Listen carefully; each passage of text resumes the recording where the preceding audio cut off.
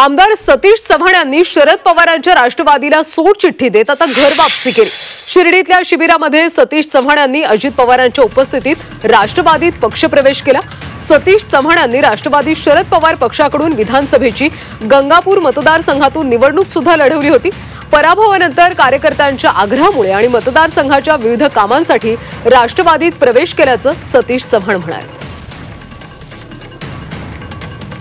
त्यावेळेस मला अशा सूचना देण्यात आल्या होत्या, कदाचित मित्रत्वाची लढाई जर का झाली तर आपल्याला लढता येईल, परंतु ती जागा भारतीय जनता पक्षाला सुटल्यामुळे आमचे कार्यकर्ते सुद्धा निराश झाले आणि त्यावेळेस कार्यकर्त्यांच्या दबावाखाली जनतेच्या जे काही उमेदवारी घ्यावी कुठल्या तरी पक्षाचा असं होतं। आदरणीय जयंत पाटील साहेबांचा मला फोन आला आणि उमेदवारी घेतली मी त्यावेळेस, परंतु पराभव झाला माझा।